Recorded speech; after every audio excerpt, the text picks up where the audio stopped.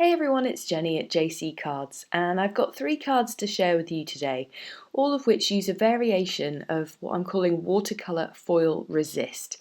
So you may not know, but when you foil something, the foil acts almost like heat embossing and it resists water, and therefore you can watercolour over it and get some cool effects. So I'm going to show you how I created these 3 cards. I'm using 3 different ways to foil for these cards. The first 2 cards use Deco foil transfer gel, which is almost like an embossing paste that you apply using a stencil. And then I'm using Heidi Swapp's Mink Reactive Mist, and I'll show you a little bit about how I use that shortly. I'm also using Tim Holtz watercolour cardstock. So I'm taking a piece of the watercolour cardstock for my first card. I'm using the Reactive Mist. You can spray this, however, I like to get a look whereby I remove the dropper and just splatter it over the panel of watercolour cardstock. I'm using a box and protecting my work surface because when this stuff dries, it is like concrete. And you will need to dry this overnight until it goes clear. Now I'm using the Poppy Bloom stencil with the Deco foil transfer gel. I've adhered it to my craft mat at an angle, and then I'm just applying the gel the same way that you would apply an embossing paste or a glitter paste over this stencil.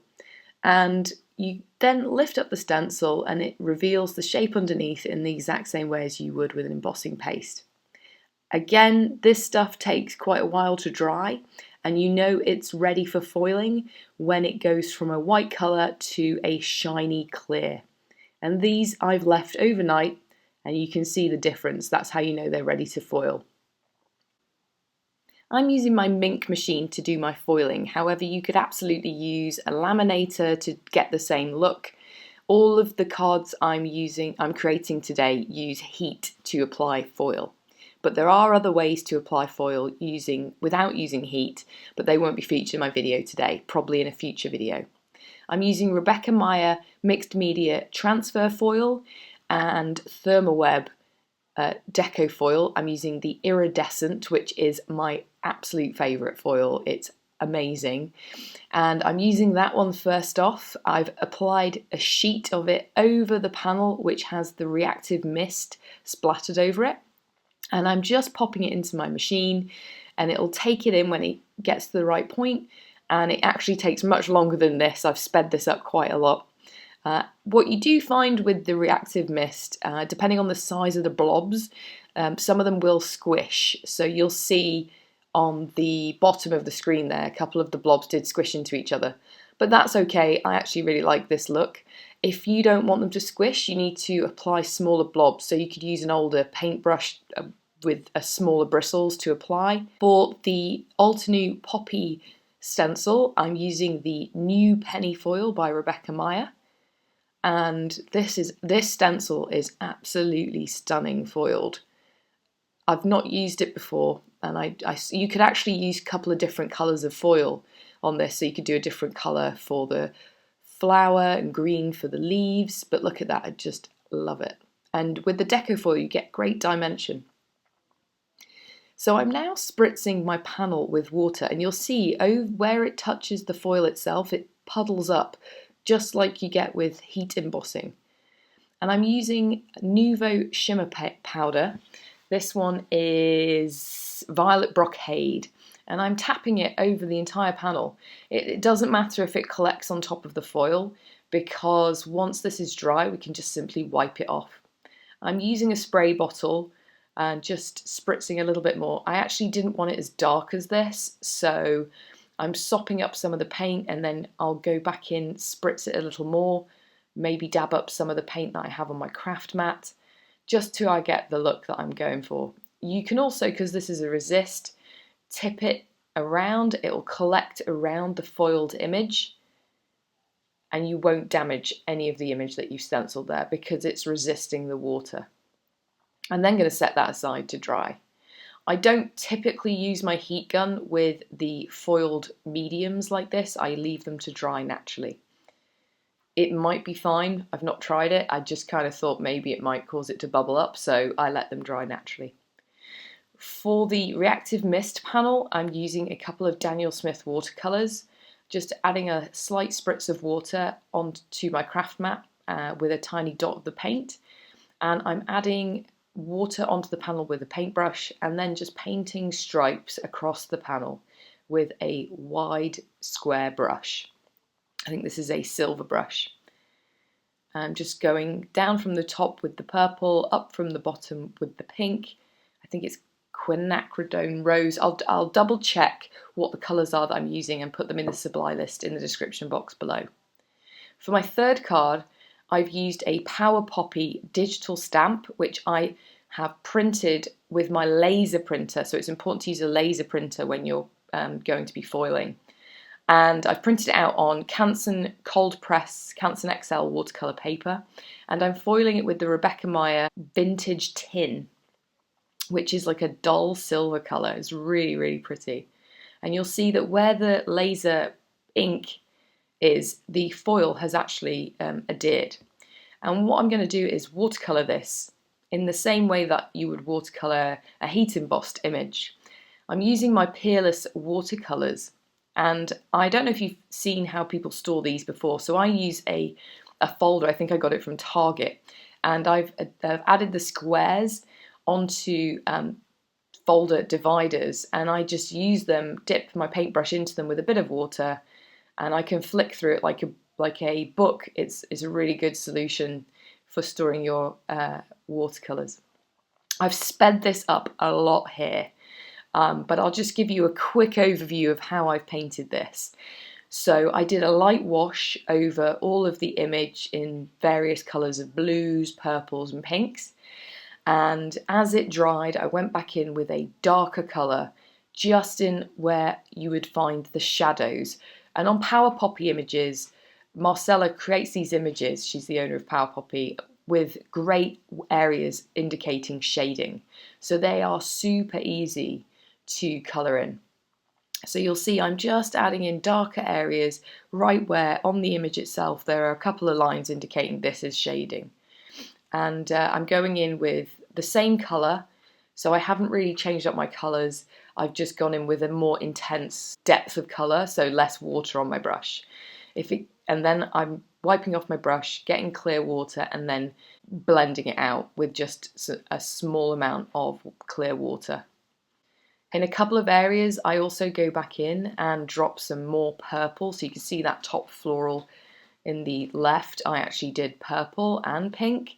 I do like to blend more than one colour together, not necessarily for shading, but just because I like the variation of colour that it gives.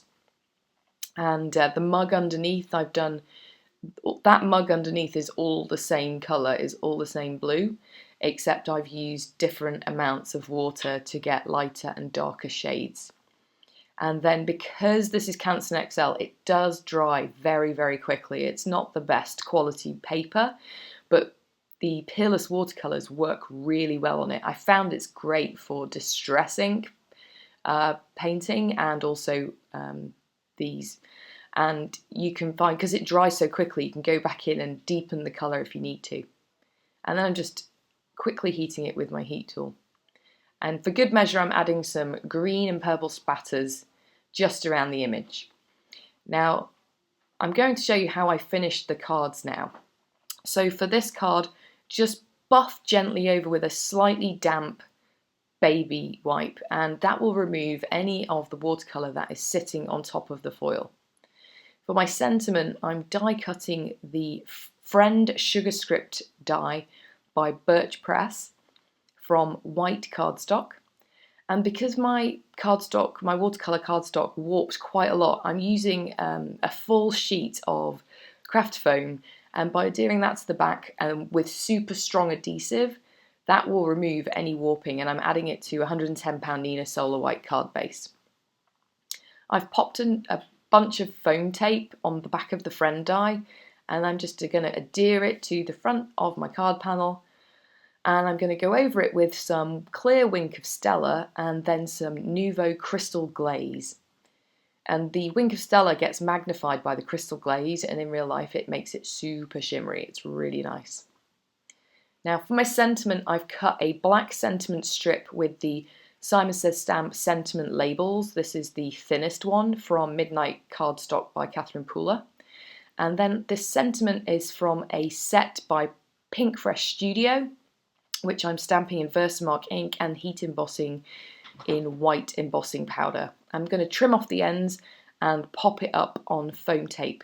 The stamp set by Pinkfresh Studio is called Bird with Flowers, and it's got some cute images in it, but it's got tons of really good sentiments. I highly recommend it. I've been using it a lot lately.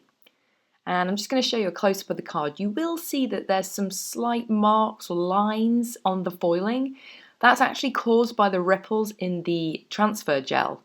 So if you want to avoid getting those, you need to be super good at smoothing out that transfer gel. That's where they come from. So for my next card, I'm buffing off again in the same way that we did before, the paint that's been sitting on the top of the foil, and it'll come off with just a damp baby wipe.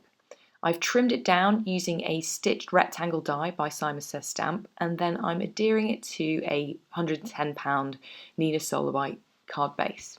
I've die cut the outline clustered leaves die from white cardstock. This is by Simon Says Stamp. It's from one of their recent releases, and I'm going to adhere it directly on top of the card panel using liquid glue. I'm using art glitter glue, and I've applied it all the way along the stem of the vine and then just on the tips of the leaves. I'm then going to flip over the card and just trim off the excess that's peeping out over the top. But you will see therefore that the leaves are peeping past the panel on the front, and it gives a nice kind of dimensional look without using too much bulk. For my sentiment, I've cut the Birch Press Designs Sugar Script Smile, I think it's the small smile die from Midnight Black cardstock, and I'm adhering it with liquid glue directly onto the top of the card panel.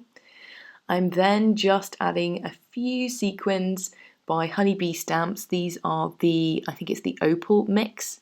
They are very shiny, they're translucent, and they pick up all of the colours, and I thought they went really well with the iridescent foil, and I just love it. Depending on which way it catches the light, you get a completely different colour.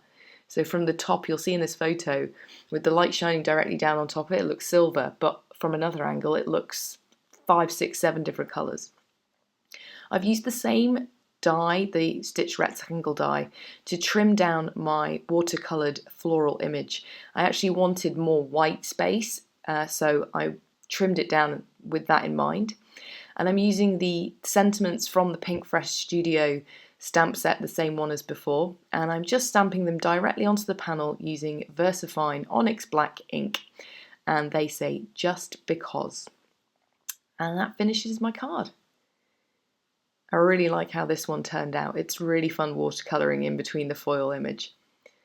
I hope you've enjoyed seeing how to do watercolour foil resist. If you did, please consider subscribing to my channel, and here's a couple of other videos you might enjoy.